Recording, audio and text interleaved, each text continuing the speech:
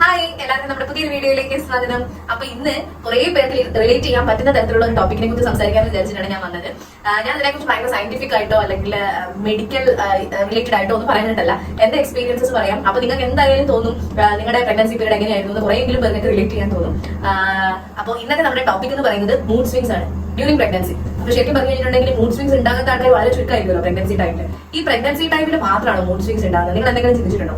അതോ എന്താ പറയാ, എപ്പോഴും പറയുമ്പോൾ ലേഡീസിന് മൂഡ് സ്വിങ്സ് ഉണ്ട്, മെയിൽസിന് മൂഡ് സ്വിങ്സ് ഇല്ലേ? അങ്ങനെയുള്ള കുറെ കാര്യങ്ങൾ, കുറെ ചോദ്യങ്ങൾ നിങ്ങളുടെ മനസ്സിലുണ്ടാവും.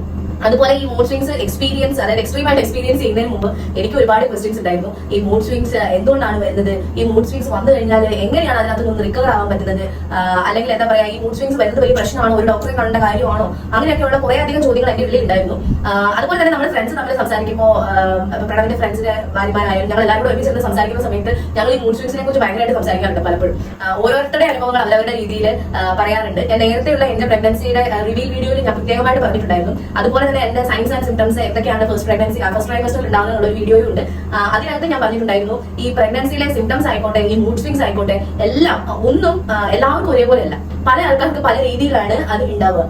അപ്പൊ ചോദിക്കും, ഈ പണ്ടത്തെ കാലത്തൊക്കെ ഈ സാധനം ഉണ്ടായിരുന്നില്ലേ, അവരെങ്ങനെ ഇതൊക്കെ മാനേജ് ചെയ്തുകൊണ്ടിരുന്നത്? സത്യം പറഞ്ഞു കഴിഞ്ഞാൽ എനിക്കറിയത്തില്ല അതെങ്ങനെ അവർ മാനേജ് ചെയ്തുകൊണ്ടിരുന്നത്. അവർക്ക് ഇതൊന്നും ഇല്ലായിരുന്നോ, അതോ അവരിതെല്ലാം സപ്രസ് ചെയ്ത് വെക്കുമായിരുന്നോ, അവരത് മറ്റുള്ളവരുടെ മുമ്പിൽ പ്രകടിപ്പിക്കാറില്ലായിരുന്നോ? ഇതൊന്നും എനിക്ക് സത്യം പറഞ്ഞാൽ ഇപ്പോഴും മനസ്സിലായിട്ടില്ല. പക്ഷെ ഒന്ന് എനിക്കറിയാം, പ്രഗ്നൻസി ടൈമിൽ മാത്രമല്ല, നമ്മൾ ഈ മെൻസ്ട്രേഷൻ ടൈമിലും സ്ത്രീകളിൽ ഭയങ്കരമായിട്ട് മൂഡ് സ്വിങ്സ് ഉണ്ടാവാറുണ്ട്.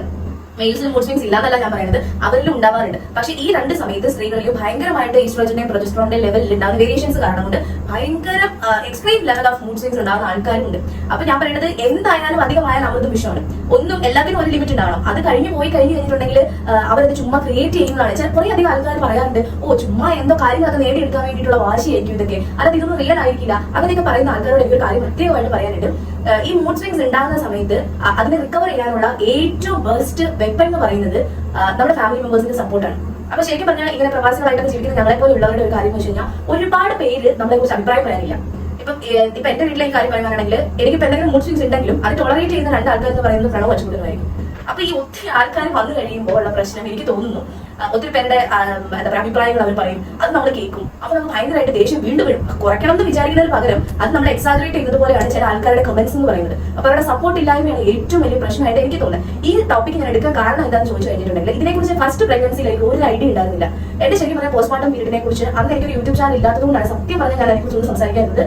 ആ ഒരു എക്സ്പീരിയൻസിനെ കുറിച്ച് ഇപ്പൊ എനിക്ക് ഓർക്കുമ്പോൾ ചെയ്തു വരുന്നുണ്ട്. പക്ഷെ അന്ന് അത് കഴിഞ്ഞ സമയത്തൊക്കെ ഞാൻ അനുഭവിച്ചിട്ടുള്ള കാര്യം എന്താണെന്ന് ഒരാളോട് പറയാൻ പറ്റുന്നുണ്ടോ എന്ന് ചോദിച്ചു കഴിഞ്ഞാൽ അതും ഇല്ല, അത് എക്സ്പ്രസ് ചെയ്യാൻ പറ്റുന്നില്ല. പിന്നെ അതുപോലെ തന്നെ ഒരു മെഡിക്കൽ പ്രൊഫഷനിൽ നിൽക്കുന്ന ആളെന്നുള്ള നിലയിൽ പോലും ഞാനൊരു മെഡിക്കൽ ഹെൽപ്പ് ആരുടെ അടുത്തും ചോദിച്ചില്ല, ഒരു പ്രോപ്പർ അഡ്വൈസ് കിട്ടിയില്ല, അല്ലെങ്കിൽ നല്ല കൗൺസിലിംഗ് ചെയ്തില്ല. അങ്ങനെ കുറെ അധികം പ്രശ്നങ്ങൾ എനിക്കുണ്ടായിരുന്നു. അതെല്ലാം ഞാൻ പിന്നീട് ഒരു വീഡിയോ ആയിട്ട് നിങ്ങളുടെ മുമ്പിൽ ഉറപ്പായിട്ട് ഒരു ചെയ്യും. കാരണം ഒരുപാട് സ്ത്രീകൾ ഇതിന്റെ പേരിൽ ബുദ്ധിമുട്ടുന്നുണ്ട് എന്ന് എനിക്കറിയാം.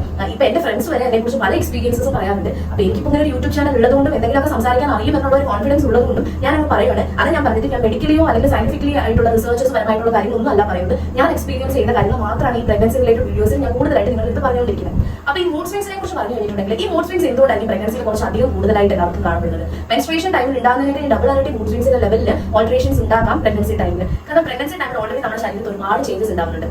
ഒരു സ്ത്രീയെ സംബന്ധിച്ച് ഇപ്പൊ ജോലിക്ക് പോകുന്നവരാട്ടെ, വീട്ടിലിരിക്കുന്നവരാട്ടെ, എല്ലാവരുടെയും കാര്യം ഞാൻ പറയുക, അവർക്ക് അവരുടേതായ ലൈഫിൽ അവരുടെ ഒരു ഡേ ടു ഡേ ആക്ടിവിറ്റീസിൽ ഒരുപാട് റെസ്പോൺസിബിലിറ്റീസ് എടുക്കുന്ന ആൾക്കാർ. പ്രത്യേകിച്ച് ജോലിക്ക് പോകുന്ന സ്ത്രീകൾക്ക് ഒരു റെസ്പോൺസിബിലിറ്റി അഡീഷണൽ ആണ്. അവരുടെ പ്രൊഫഷണൽ ഒരു കരിയർ അല്ലെങ്കിൽ അവരുടെ പ്രൊഫഷണൽ ലൈഫ് കൂടെ മെയിൻറ്റെയിൻ ചെയ്യണം. അപ്പോൾ പ്രോപ്പർ ആയിട്ട് ഒരു സപ്പോർട്ട് ഇല്ല എന്നുണ്ടെങ്കിൽ എനിക്ക് തോന്നുന്നു ഇത് ഭയങ്കര കോംപ്ലിക്കേറ്റഡ് ആവും. നമ്മൾ ബിഗിനിങ്ങിൽ തന്നെ അതിന് വേണ്ട രീതിയിൽ എന്താ പറയുക കെയർ എടുത്തിട്ടില്ലെങ്കിലും. ഇപ്പൊ എന്റെ എക്സ്പീരിയൻസ് പറയുവാണെങ്കിൽ, അച്ചുകൂടനെ പ്രഗ്നന്റ് ആയിരിക്കുന്ന സമയത്ത് എന്റെ ഫസ്റ്റ് പ്രഗ്നൻസി ടൈമിൽ എനിക്ക് മൂഡ് സ്വിങ്സിന്റെ ലെവൽ വളരെ കുറവായിരുന്നു. ആ സമയത്ത് ഇത്രയധികം മൂഡ് സ്വിങ്സ് ഉണ്ടായിരുന്നില്ല. ശരിക്കും എനിക്ക് പ്രശ്നം വന്നത് പോസ്റ്റ്മോർട്ടത്തിലാണ്. പോസ്റ്റ്മോർട്ടത്തിൽ ഇതിനെല്ലാം കൂടെ കേട് തീർത്തിട്ട് എല്ലാ വിധത്തിലുള്ള കാര്യങ്ങളും ഒരു മിക്സ്ചർ ആയിട്ട് വന്നു. അപ്പൊ ഞാൻ വിചാരിക്കും, ചില സമയത്ത് എനിക്ക് ഭയങ്കര റിഗ്രറ്റ് ആയി. എന്തെങ്കിലും ഒരു കാര്യം പറഞ്ഞ് അല്ലെങ്കിൽ അതിനോട് ഭയങ്കരമായിട്ട് റിയാക്ട് ചെയ്ത് ഞാൻ പോലും പ്രതീക്ഷിക്കാത്ത രീതിയിൽ എക്സ്ട്രീം ലെവലിൽ ഞാൻ റിയാക്ട് ചെയ്ത് കഴിഞ്ഞിട്ട് കുറച്ച് കഴിയുമ്പോൾ ഞാനിത് ചിന്തിക്കും, അയ്യോ ഞാനിത് പാവം പ്രണവിനോട് സത്യം ഞാൻ പറയുന്നത് എന്റെ എക്സ്ട്രീം ലെവലിൽ അങ്ങേയറ്റം വരെ അനുഭവിച്ച ഒരാള് പ്രണവാണ്. പക്ഷെ പ്രണവിനുമായി പറയുന്നത് ഫസ്റ്റ് പ്രഗ്നൻസി, ഫസ്റ്റ് ഡെലിവറി നമ്മളെ സപ്പോർട്ട് ചെയ്യുന്ന ആരുമില്ല.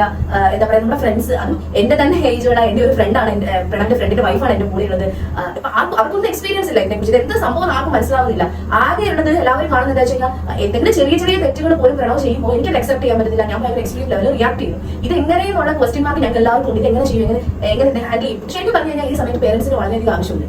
കാരണം ആ ഫസ്റ്റ് പ്രഗ്നൻസിയിൽ ഞാൻ വിചാരിച്ചു പേരൻസ് ഒന്നും ഇല്ലാതിരിക്കുന്നത് തന്നെയാണ് നല്ലത്. കാരണം ഒത്തിരി കാര്യങ്ങൾ ഈ പഴയ ട്രഡീഷണൽ ആയിട്ടുള്ള ഈ പ്രഗ്നൻസി കെയറും കാര്യങ്ങളൊക്കെ വരുമ്പോൾ എനിക്കത് ടോളറേറ്റ് ചെയ്യാൻ പറ്റുമോ, അങ്ങനെ ചെയ്യരുത് ഇങ്ങനെ ചെയ്യരുത് എന്നൊക്കെ ആരെങ്കിലും എൻ്റെ അടുത്ത് പറഞ്ഞു കഴിഞ്ഞിട്ടുണ്ടെങ്കിൽ അതെനിക്ക് ഭയങ്കര പ്രശ്നമല്ലേ, അപ്പൊ അവരൊന്നും വരാത്തത് തന്നെയാണ് ഒരു കണക്കിന് നല്ലത് എന്ന് ചിന്തിച്ച ഒരാളായിരുന്നു ഞാൻ. പക്ഷേ ആ ഒരു പീരീഡ് കഴിഞ്ഞു കഴിഞ്ഞപ്പോൾ എനിക്ക് മനസ്സിലായി ശരിക്കും പറഞ്ഞാൽ എക്സ്പീരിയൻസ്ഡ് ആയിട്ടുള്ള അല്ലെങ്കിൽ ഇതിനെ ഹാൻഡിൽ ചെയ്യാൻ ബുദ്ധിപരമായിട്ട് ഹാൻഡിൽ ചെയ്യാൻ അറിയാവുന്ന ആരെങ്കിലും നമ്മുടെ കൂടെ തീർച്ചയായിട്ടും ഉണ്ടാവണം. പിന്നെ രണ്ടാമത്തെ ഒരു കാര്യം, ഒത്തിരി പേര് അഡ്വൈസ് തരാനുണ്ടാവും. അതൊന്നും അല്ല നമ്മുടെ ലൈഫിൽ ഉണ്ടാവുക. നമ്മുടെ ലൈഫിൽ എക്സ്പീരിയൻസ് എന്ന് പറയുന്നത് എൻറ്റയർലി ഡിഫറെന്റ് ആയിരിക്കും. മാക്സിമം ഞാൻ പറയുവാണെങ്കിൽ നിങ്ങൾ 100 പേരുടെ കയ്യിൽ നിന്ന് അഡ്വൈസ് സ്വീകരിക്കാതിരിക്കുക. ഈ മൂഡ് സ്വിങ്സിന്റെ കാര്യത്തിൽ ഇപ്പൊ ഞാൻ പ്രത്യേകിച്ച് പറയുന്ന പാർട്ട്നേഴ്സിനോടാണ്. ഇപ്പൊ ഇങ്ങനെ പ്രഗ്നൻസി പീരീഡ് ഉള്ളവരുടെ ഹസ്ബൻഡ്സിനോട് ഞാൻ പറയാണ്, നിങ്ങളുടെ ഭാര്യയ്ക്ക് ഉണ്ടാവുന്ന അതേ പ്രശ്നമായിരിക്കില്ല നിങ്ങളുടെ ഫ്രണ്ടിന്റെ ഭാര്യയ്ക്ക് ഉണ്ടാവുക. ചിലപ്പോൾ അവർ വളരെ നന്നായിട്ടായിരിക്കും പെരുമാറുന്നത്. ചിലപ്പോൾ നിങ്ങളുടെ ഭാര്യ ഭയങ്കര ഇതുവരെ ഉണ്ടാവാത്തതിനേക്കാളും കൂടുതൽ എക്സ്ട്രീം ലെവലിലായിരിക്കും നിങ്ങളോട് റിയാക്ട് ചെയ്യുന്നത്. അപ്പൊ ഒരിക്കലും കമ്പയർ ചെയ്യാൻ പാടില്ല. അതല്ല അവള് പ്രഗ്നന്റ് ആയിരുന്നു ഇങ്ങനെ ഉണ്ടായിരുന്നില്ലല്ലോ, നീ പ്രഗ്നന്റ് ആകുമ്പോൾ മാത്രം നിനക്ക് ഈ പ്രശ്നങ്ങൾ എന്ന് പറഞ്ഞിട്ട് ഈ അതിനെ അക്സെപ്റ്റ് ചെയ്യാൻ പറ്റാത്ത രീതിയിൽ ചിലർ പെരുമാറും. അത് കാണുമ്പോൾ ഞാൻ സത്യം പറയുവാണ്, സാധാരണ സ്ത്രീകളിൽ ഉണ്ടാകുന്ന പ്രശ്നം ഞാൻ പറയാം, അവർ അന്നേരം ചിലപ്പോൾ ഉണ്ടാവില്ല. പിന്നീട് ഈ ഓവർ തിങ്കിങ് ഉള്ള സ്ത്രീകളെ പ്രത്യേകിച്ച് ഞാൻ പറയാം, ഞാൻ ഭയങ്കര വലിയ എക്സാമ്പിൾസ് ആണ്. ഈ ഓവർ തിങ്കിങ് ഉണ്ടെങ്കിൽ നമ്മൾ തനിയെ ഇരിക്കുന്ന കുറച്ച് സമയം കിട്ടും. ഈ സമയത്ത് നമ്മൾ ചിന്തിച്ചു തുടങ്ങും, ഓ അവന് പ്രണവ് ഞാൻ എന്ത് പറഞ്ഞാലും മനസ്സിലാവുന്നില്ല, അതെന്താ പ്രണവ് എന്നെ സപ്പോർട്ട് ചെയ്യുന്നത്. പ്രത്യേകിച്ച് ഞങ്ങളുടെ കാര്യത്തിൽ എനിക്കറിയാം, ഞങ്ങളുടെ ഫ്രണ്ട്സ് കുറെ പേർക്ക് ഞങ്ങൾ അടുത്തറിയാവുന്നവർക്കറിയാം, നമ്മുടെ ലവ് മാരേജ് ആയിരുന്നു, 2 കാസ്റ്റ് ആണ്, 2 റിലീജിയൻസ് ആണ് ഞങ്ങൾ രണ്ടുപേരും. അപ്പൊ നമുക്ക് ഫാമിലിയുടെ സപ്പോർട്ട് നമ്മുടെ മാരേജ് ടൈമിൽ ഉണ്ടായിരുന്നില്ല. ഞങ്ങൾ തനിയെ കാണിച്ചു തരാം, ഞങ്ങളുടെ ജീവിതം ഞങ്ങൾ തന്നെ റൺ ചെയ്ത് കാണിച്ചു തരാമെന്നൊക്കെ പറഞ്ഞ് ഭയങ്കര എല്ലാ എന്താ പറയാ ഈ റിലേഷൻഷിപ്സിലുള്ളവർക്കും തോന്നുന്ന ഒരു ഭയങ്കരമായ ഒരു അഹങ്കാരത്തോടുകൂടി ജീവിതത്തിനെ ഫേസ് ചെയ്യാൻ അറിഞ്ഞ ആൾക്കാരാണ് ഞങ്ങൾ. പക്ഷെ ശരിക്കും അതുവരെ എല്ലാം സ്മൂത്ത് ആയിരുന്നു. പ്രഗ്നൻസി ഓക്കെ ആയിരുന്നു, പ്രണവ് ഭയങ്കരമായിട്ട് എന്നെ ഹെൽപ്പ് ചെയ്തു. പ്രഗ്നൻസി പീരീഡിൽ പ്രണവ് നന്നായിട്ട് അറിയായിരുന്നു എങ്ങനെ ഇതിനെ ഹാൻഡിൽ ചെയ്യണം, എന്തെല്ലാം ചെയ്യണം. അതുകൊണ്ട് തന്നെ എന്റെ മൂഡ് സ്വിങ്സും വളരെ കുറവായിരുന്നു എനിക്ക് തോന്നുന്നു. ഉണ്ടെങ്കിൽ തന്നെ അത് അങ്ങനെ വലിയ കാര്യമായിട്ട് എനിക്കത് ഫീൽ ചെയ്തിട്ടില്ല, പ്രണവ് അത് അധികം ഫീൽ ചെയ്തിട്ടുണ്ടാവില്ല. പക്ഷേ പോസ്റ്റ് പാർട്ടം, അതായത് കുട്ടി ഉണ്ടായതിനു ശേഷം ഇത് എന്താ ചെയ്യേണ്ടതെന്ന് പ്രണവിന് ഒരു ഐഡിയ ഇല്ലാണ്ടായി. പ്രണവിന് ഐഡിയ ഇല്ലാണ്ടായപ്പോൾ എനിക്ക് പ്രണവ് എന്ത് ചെയ്താലും തെറ്റായിട്ട് തോന്നി തുടങ്ങി. അവരെ കുറ്റം നമുക്ക് ഇപ്പം ഒരു ഹസ്ബൻഡ്സിനെ നമുക്ക് കുറ്റം പറയാൻ പറ്റില്ല. ആരും സപ്പോർട്ട് ഇല്ലാതെ നമ്മൾ എങ്ങനെ ഈ 2 പേര് ഇതിനെക്കുറിച്ച് ഒന്നും അറിയത്തില്ലാത്ത ആൾക്കാർ മുമ്പോട്ട് പോവാം. അപ്പോൾ അങ്ങനെ ഒരുപാട് പേർക്ക് സംഭവിക്കുന്നുണ്ടാവും എനിക്ക് പേഴ്സണലി തോന്നിയിട്ടുണ്ട്. ഒരുപാട് പേർക്ക്, പ്രത്യേകിച്ച് ഞങ്ങളെ പോലെയൊക്കെ നാട്ടിൽ നിന്ന് മാറി നിൽക്കുന്ന സമയത്താണെങ്കിൽ പേരൻസിന് ചിലപ്പോൾ അവിടെ എത്തിപ്പെടാൻ പറ്റില്ല. അവർക്ക് 100 കാര്യങ്ങൾ നാട്ടിലുണ്ടാവില്ല, അവർക്കും എത്താൻ പറ്റില്ല. അപ്പോൾ അങ്ങനെയുള്ള സമയത്ത് നമ്മൾ ഒറ്റപ്പെട്ടു പോകും. നമുക്ക് ആരോടും ഒരു അഭിപ്രായം ചോദിക്കാനില്ല. ആരോട് നമ്മുടെ സെയിം ഏജുള്ള ആൾക്കാരോട് നമുക്ക് അഭിപ്രായങ്ങൾ ചോദിക്കാൻ പറ്റും. ഇതിനെക്കുറിച്ച് ആരോട് ചോദിച്ചാൽ, അത് പഴയ ആൾക്കാരോട് ഞാൻ ചോദിച്ചു കഴിഞ്ഞാൽ അത് കാണാത്തത് കൊണ്ട് തന്നെ ചില ആൾക്കാർ പറയും, ഓ അതൊക്കെ ചുമ്മാ കാണിക്കുന്നതായിരിക്കും എന്ന് പറഞ്ഞു കൊടുക്കുന്ന ആൾക്കാരുണ്ട്. പക്ഷെ വളരെ ബുദ്ധിപരമായിട്ട് അല്ലെ ഇന്നതായിരിക്കും പ്രശ്നം, ഇങ്ങനെ രീതിയിൽ ഹാൻഡിൽ ചെയ്ത് നോക്കൂ എന്ന് പറയണമെങ്കിൽ സത്യം പറഞ്ഞാൽ അതിന്റെ പ്രൊഫഷണൽസ് തന്നെ വേണം. ഈ സൈക്കാട്രിസ്റ്റിനെ കാണുക അല്ലെങ്കിൽ സൈക്കോളജിസ്റ്റിനെ കാണുക എന്ന് പറയുമ്പോൾ നമ്മുടെ നാട്ടിലൊക്കെ ഒരു പ്രശ്നമുണ്ട്, ഓ അപ്പൊ വട്ടായോ അല്ലെങ്കിൽ അവന് വട്ടാണോ അതുകൊണ്ടാണോ അങ്ങനെ പോകുന്നത് എന്ന് ഒരുപാട് പേരുടെ ആൾക്കാരുടെ ചിന്തയുണ്ട്. ശരിക്കും പറഞ്ഞാൽ ഇങ്ങനെ ഒരു പ്രശ്നം തുടങ്ങുമ്പോൾ തന്നെ ഒരു സൈക്കോളജിസ്റ്റിനെ കൺസൾട്ട് ചെയ്യണം. ഞാൻ പറയുന്ന സൈക്കാട്രിസ്റ്റിനെ പോയി കാണാനല്ല പറയുന്നത്, സൈക്കോളജിസ്റ്റിനെ ആദ്യം കാണും. അവർക്ക് കുറെ അധികം തെറാപ്പീസ് ഉണ്ട് ഇതിലൊക്കെ. അതുപോലെ തന്നെ കൗൺസിലിംഗ് സെഷൻസ് ഉണ്ട്. എന്താണ് പ്രശ്നം എന്ന് അവരതിന്റെ റൂട്ട് കോസ് കണ്ടുപിടിക്കും, എന്താണ് മെയിൻ ആയിട്ടുള്ള ഇതിന്റെ ഇഷ്യൂ, ഇതിനെ എങ്ങനെ ഓവർകം ചെയ്യാമെന്ന് നമ്മളെ കുറെ ടെക്നിക്സ് അവർ പറഞ്ഞു തന്ന് പഠിപ്പിക്കും. ഇതൊക്കെ എനിക്ക് അറിയായിരുന്നു. പക്ഷെ എന്നിട്ടും എന്റെ ആ സമയത്ത് എനിക്ക് ഒന്നും ചെയ്യാൻ തോന്നിയില്ല.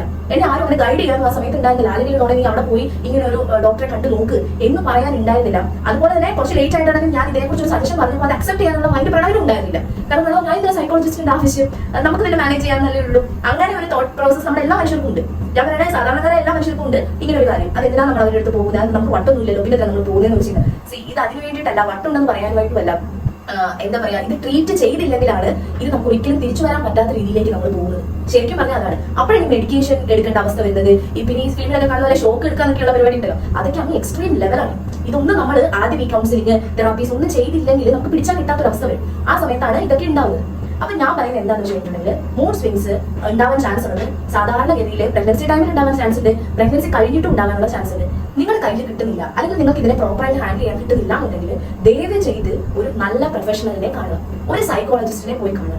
പ്രത്യേകിച്ച് ഇപ്പൊ ഇവിടെയൊക്കെ എന്ന് പറഞ്ഞു കഴിഞ്ഞിട്ടുണ്ടെങ്കിൽ ഇപ്പൊ നിങ്ങൾ കംഫർട്ടബിൾ ഏത് ലാംഗ്വേജ് സംസാരിക്കണം, ചില ഇംഗ്ലീഷ് സംസാരിക്കാൻ എക്സ്പ്ലെയിൻ ചെയ്യാൻ ഓക്കെ ആയിരിക്കും. അപ്പൊ അങ്ങനെയാണെങ്കിൽ അങ്ങനെയുള്ള ഡോക്ടേഴ്സിനെ പോയി കണ്ടു. ഇൻ കേസ് മലയാളം പറയുന്നവർക്ക് മലയാളീസിനെ മാത്രം കാണുന്നതായിരിക്കും കംഫർട്ടബിൾ. എനിക്ക് എല്ലാം എക്സ്പ്രസ് ചെയ്യണം, എല്ലാം തുറന്നു പറയണം, എന്നാൽ അവർക്കൊരു സൊല്യൂഷൻ കണ്ടുപിടിക്കാൻ പറ്റും. കുറെ ഹൈഡ് ചെയ്ത് കുറച്ച് പറഞ്ഞാൽ അവർക്കൊന്നും ചെയ്യാൻ പറ്റില്ല. അപ്പൊ ഇതൊക്കെ നിങ്ങൾ പ്രത്യേകം ഒന്ന് ശ്രദ്ധിക്കാം. പിന്നെ ഈ ടൈമിൽ മൂഡ് സ്വിങ്സ് ഉള്ളവർക്ക് ഞാൻ കുറച്ച് എനിക്കറിയാവുന്ന കുറച്ച് കാര്യങ്ങൾ പറയാം. ഇപ്പൊ ഞാൻ കുറച്ച് ട്രൈ ചെയ്യാറുണ്ട്. അപ്പോൾ നമ്മൾ നല്ല അടിപിടിച്ച് വരുന്ന സമയം ഇപ്പൊ അത് ഞാനിപ്പോ പറഞ്ഞ എക്സാമ്പിൾ, ഇപ്പൊ ഈ വീഡിയോ എടുക്കുന്നതിന് തൊട്ട് മുമ്പ് ക്യാമറ സെറ്റ് ചെയ്യുന്നു, കുറച്ച് ചെറിയ ലൈറ്റ് ഞാൻ സെറ്റ് ചെയ്യാൻ പ്രണവ് എടുത്ത് പറഞ്ഞു. അപ്പൊ എന്റെ ഈ കാണുന്ന സ്ക്രീനിൽ കാണുന്ന ഭാഗമൊക്കെ ഒന്ന് അറേഞ്ച് ചെയ്ത് തരാൻ പറഞ്ഞു. അത് പറഞ്ഞിങ്ങനെ അറേഞ്ച് ചെയ്തുകൊണ്ടിരിക്കുമ്പോൾ എനിക്ക് ഭയങ്കരമായിട്ട് ദേഷ്യം കയറുക. ഈ ദേഷ്യം കയറുന്ന സമയത്തുള്ള ഇങ്ങനെ ഇപ്പൊ എന്നെ തന്നെ ഇങ്ങനെ തൊട്ട് നോക്കി കഴിഞ്ഞാൽ ഭയങ്കര ചൂട് എനിക്ക് ഫീൽ ചെയ്യും. എനിക്കത് എക്സ്പ്രസ് ചെയ്യാൻ പറ്റത്തില്ല. നമ്മൾ എത്ര പറഞ്ഞു ഇതെന്തെങ്കിലും മനസ്സിലാവാത്ത അങ്ങനെ ഒരു ചിന്ത എനിക്ക് അറിയാതെ വന്നു പോകുന്നുണ്ട്. അപ്പൊ ആ സമയത്ത് പ്രണവ് പറഞ്ഞു ഇതൊക്കെയാണ് ശരിക്കും പറഞ്ഞാൽ വീഡിയോ എടുക്കേണ്ടത്, മൂഡ് സ്വിങ്സ് എന്താണെന്ന് ആൾക്കാരെ കാണിച്ചു കൊടുക്കണമെങ്കിൽ ഇത് വീഡിയോ എടുത്താൽ മതി എന്ന് പറഞ്ഞു തമാശക്ക് ഞങ്ങള്. അപ്പോ ഞാൻ പറയണത് ഇത് ഏത് സമയത്തും എവിടെയും ഉണ്ടാകാം. ചിലർക്ക് കൺട്രോൾ ചെയ്യാൻ നല്ലപോലെ അറിയാം, ചിലർക്ക് കൺട്രോൾ ചെയ്യാൻ അറിയില്ല. ഇൻ കേസ് ഇപ്പൊ നിങ്ങൾക്ക് കൺട്രോൾ ചെയ്യണമെന്ന് തോന്നിക്കഴിഞ്ഞാൽ സാധാരണ എനിക്ക് ഇൻട്രസ്റ്റ് ഉള്ള ഒരു കാര്യം ചെയ്യുന്നത് വെച്ചാൽ നല്ല അടിപിടിച്ചിട്ട് നിൽക്കുന്നുണ്ടാവും. സാധാരണ നമ്മൾ എന്താ ചെയ്യാം, അതിനുശേഷം അതിൽ പോയിരുന്ന കാര്യം അതെനിക്ക് അതിനെക്കുറിച്ച് കുറെ ചിന്തിച്ച് വഷളാക്കും. കൂടുതൽ ദേഷ്യവും വൈകാരിയും നമ്മളിങ്ങനെ ഉണ്ടാക്കിക്കൊണ്ടേയിരിക്കും. ഞാൻ എന്ത് ചെയ്യുന്നു വെച്ച് കഴിഞ്ഞാൽ വളരെ സ്ട്രേഞ്ച് ആയിട്ട് ഇപ്പൊ ചെയ്യുന്നതാണ്. നേരത്തെ അല്ലാട്ടോ, ഞാൻ നേരത്തെ പെർഫെക്റ്റ് ആയിട്ട് ഹാൻഡിൽ ചെയ്ത് എനിക്ക് അറിയില്ല. ഇപ്പൊ ചെയ്യുന്ന ഒരു കാര്യം നേരെ എന്റെ മൊബൈൽ എടുക്കും. 2-3 കാര്യമുണ്ട്. എനിക്ക് ഇഷ്ടമുള്ള ചില ബ്ലോഗേഴ്സ് ഉണ്ട്, എസ്പെഷ്യലി പേളി മണി. അവരുടെ വീഡിയോ ഞാൻ കാണും, കണ്ടിന്യൂസ്ലി അത് കണ്ടുകൊണ്ടിരിക്കും. കുറച്ച് തമാശയും കാര്യങ്ങളൊക്കെ പറയുന്നുണ്ട് നമുക്ക് കാണുന്നത് മൂഡ് അറിയാതെ ഡൈവേർട്ടായി പോകും, അല്ലെങ്കിൽ ഒരു ചേഞ്ച് വരും. അതല്ലെങ്കിൽ ഞാൻ ചെയ്യുന്ന ഒരു കാര്യം, ഈ ഉപ്പുമുളകും സീരിയലുണ്ട്, അതൊരു ചെറിയൊരു കോമഡി റിലേറ്റഡ് ആണ്. അപ്പൊ ഞാൻ അതിരുന്ന് കാണും, അല്ലെങ്കിൽ എന്തെങ്കിലും കോമിക് സീൻസ് കൂടുതലായിട്ട് കണ്ടുകൊണ്ടേയിരിക്കും. അപ്പോ നമുക്ക് കൂടുതലായിട്ട് നമ്മുടെ മൈൻഡിനെ ഡൈവേർട്ട് ചെയ്യും. ഈ ഒരു പെട്ടെന്ന് ഉള്ള ഫ്രസ്ട്രേഷൻ അങ്ങ് മാറി കിട്ടും. അങ്ങനെ നിങ്ങൾക്ക് ഏറ്റവും ഇൻട്രസ്റ്റ്, ഇപ്പൊ ഞാൻ എന്റെ ഒരു എക്സാമ്പിൾ പറഞ്ഞതാ, നിങ്ങൾക്ക് അങ്ങനെ എന്തിലേക്ക് ഡൈവേർട്ട് ചെയ്യുമ്പോഴാണ് നിങ്ങൾക്ക് ഒരു ഹാപ്പിനെസ് കിട്ടുന്നതെന്നുണ്ടെങ്കിൽ എത്രയും പെട്ടെന്ന് അത് ചെയ്യാൻ നോക്കുക. പിന്നെ അതുപോലെ തന്നെ ദിവസവും നന്നായിട്ട് കിടന്നു നോക്കാം. എത്ര വലിയ ജോലി തിരക്കുണ്ടെങ്കിലും അല്ലെങ്കിൽ എത്ര വലിയ കാര്യങ്ങൾ റെസ്പോൺസിബിലിറ്റീസ് ഉണ്ടെങ്കിലും പ്രഗ്നന്റ് ലേഡീസിന്റെ അടുത്ത് ഇനഫ് സ്ലീപ്പ് നിങ്ങൾക്ക് വളരെ അത്യാവശ്യമാണ്. നിങ്ങളുടെ ചുറ്റും പല കാര്യങ്ങളും നടക്കുന്നുണ്ടാവും.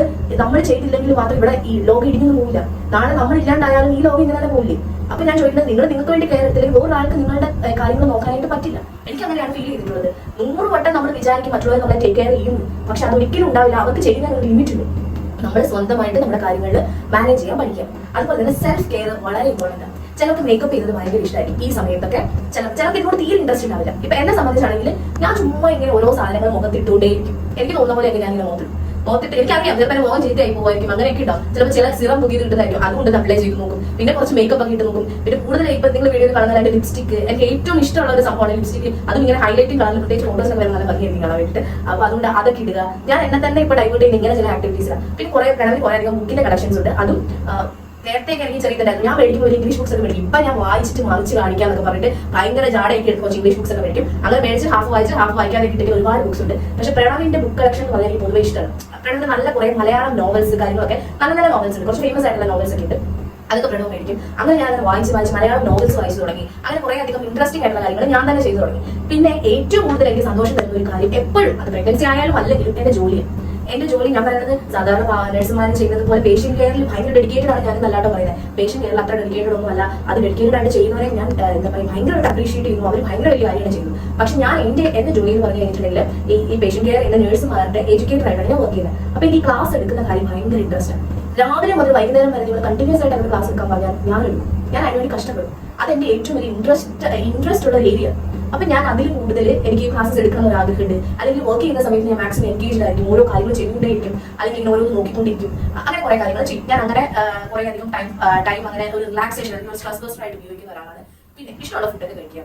ഇഷ്ടമുള്ള ഫുഡുകൾ കഴിക്കുക എന്ന് പറഞ്ഞു കഴിഞ്ഞാൽ ഉണ്ടാക്കാൻ പറ്റില്ലെങ്കിൽ പാർട്ട്ണറോട് ചോദിക്കുക, നമ്മൾ മേടിച്ചാലോ ചോദിക്കുക. എന്നിട്ട് എല്ലാവരും കൂടി ഇത് കഴിക്കുക. ഇപ്പൊ ഞങ്ങളുടെ വീട്ടിലാണ് 3 പേരാണ്. നമ്മളിപ്പോൾ എന്ത് ഫുഡ് കഴിച്ചാലും നമ്മൾ 3 പേരും കൂടെ കഴിക്കും. ഞാൻ പച്ചക്കൂട്ടൻ വെള്ളം കൂടെ കഴിക്കും. പച്ചക്കൂട്ടനാണെങ്കിൽ നമ്മുടെ എല്ലാം കഴിക്കും. എനിക്ക് ഇഷ്ടമുള്ള എല്ലാം അവന് ഇഷ്ടമാണ്. അതുകൊണ്ട് എനിക്ക് പ്രശ്നമില്ല. ഞങ്ങൾ തമ്മിൽ അടിയാണ് ഇവിടെ ഫുഡിന്റെ കാര്യത്തിലായാലും. എന്റെ ഇഷ്ടം തന്നെയാണ് അച്ചുകൂട്ടന്റെ ഇഷ്ടം. പിന്നെ അവന് കുറച്ചൊരു എക്സ്ട്രാ ഇഷ്ടമുള്ളത് കുറച്ച് ബിരിയാണിയോട്. അതെനിക്ക് ഈ പ്രഗ്നൻസി പീരീഡിൽ അത്ര എനിക്ക് അങ്ങോട്ട് ഇഷ്ടമല്ല. പണ്ടൊക്കെ ഇഷ്ടമായിരുന്നു. പക്ഷെ ഇവന് ഭയങ്കര ബിരിയാണി പ്രാന്ത. അപ്പൊ അവന് ആ ഒരു ബിരിയാണി മേടിച്ചു കൊടുത്താൽ അവൻ ഹാപ്പിയാണ്. അങ്ങനെ പിന്നെ ഈ കുട്ടികളോടൊപ്പം കളിക്കുക. നിങ്ങൾക്ക് ഇഷ്ടമാണെങ്കിൽ നിങ്ങൾക്ക് ഫിസിക്കലി പറ്റില്ലെങ്കിൽ അതും ഞാൻ പറയില്ല. അത് ഞാൻ പറഞ്ഞ ഓരോരുത്തരുടെ ഇഷ്ടങ്ങൾക്കനുസരിച്ച് ചെയ്യാം. പിന്നെ ഭയങ്കരമായിട്ട് ദേഷ്യം വരുന്ന സമയത്ത് നന്നായിട്ട് ഡീപ് ബ്രീത്തിങ് എക്സസൈസ് ചെയ്യാം. ഇത് പ്രാക്ടിക്കലി എനിക്ക് ഇതുവരെ പോസിബിൾ ആയിട്ടില്ല. പക്ഷെ ഒരുപാട് പേര് ഇതിനെക്കുറിച്ച് പറയുന്നത് ഡീപ് ബ്രീത്തിങ് എക്സസൈസ് ചെയ്യുന്നത് ഭയങ്കര റിലാക്സേഷൻ ആണ്. പക്ഷെ എനിക്ക് ഇതുവരെ കംപ്ലീറ്റ് ചെയ്യാൻ പറ്റിയിട്ടില്ല. അപ്പൊ ഡീപ് ബ്രീത്തിങ് എക്സസൈസ് ചെയ്യുന്നതിന് ഒരു ടെക്നിക്ക് പറയുന്നത് വെച്ച് കഴിഞ്ഞാൽ നന്നായിട്ട് ഡീപ്പ് ആയിട്ട് നമ്മൾ ഇൻഹെയിൽ ചെയ്യുന്ന സമയത്ത് നമ്മൾ അതിനെ ഒരു 5 ആയിട്ട് നമ്മുടെ ഉള്ളിനുള്ളിൽ നമ്മൾ 5 തവണ കൗണ്ട് ചെയ്യാം. 1 2 3 4 5 എന്ന് പറഞ്ഞ് കൗണ്ട് ചെയ്തുകൊണ്ട് ഇൻഹെയിൽ ചെയ്യുക. അതിൽ 5 സെക്കൻഡ് ഇതുപോലെ തന്നെ 1 2 3 4 5 ഹോൾഡ് ചെയ്യുക. പിന്നെ അതിനുശേഷം പതുക്കെ ഒരു 5 സെക്കൻഡ് ടൈം എടുത്തിട്ട് 1 2 3 4 5 എന്ന് പറഞ്ഞിട്ട് അത് റിലീസ് ചെയ്യാം. ഇത് ചെയ്യുന്നത് ടഫാണ്. ഒരു ദേഷ്യപ്പെട്ടുകൊണ്ടിരിക്കുന്ന സമയത്ത് ഓടി വന്ന ഒരു ഡീപ് ബ്രീത്തിങ് എക്സസൈസ് ചെയ്യാൻ പറ്റില്ല. അതല്ല പറയുന്നത്, ദേഷ്യവും എല്ലാം ഇതിന്റെ പാർട്ടാണ്. പക്ഷെ അത് കഴിഞ്ഞിട്ട് കുറച്ച് സമയം കണ്ടെത്തി കൂടുതൽ പ്രശ്നങ്ങൾ ഉണ്ടാക്കാൻ മനസ്സ് എന്താ പറയാ കുഴപ്പിക്കാതെ ഇത് ചെയ്ത് നോക്കാം. പിന്നെ ഏറ്റവും ഇമ്പോർട്ടന്റും എന്നാ പറഞ്ഞു കഴിഞ്ഞിട്ടുണ്ടെങ്കിൽ വളരെയധികം എസെൻഷ്യൽ ആയിട്ടുള്ള ഒരു കാര്യം, പാർട്ട്നേഴ്സുമായിട്ടും ഫാമിലിയായിട്ടും നിങ്ങൾ ടൈം സ്പെൻഡ് ചെയ്യാം. അത് വളരെ ഇമ്പോർട്ടന്റ് ആണ്. എത്ര വലിയ ജോലിക്കാരാണെങ്കിലും ജോലിയെല്ലാം കഴിഞ്ഞ് വന്ന് നിന്നിട്ട് കുറച്ച് തമാശയൊക്കെ പറയുക, കുറച്ച് സംസാരിക്കുക.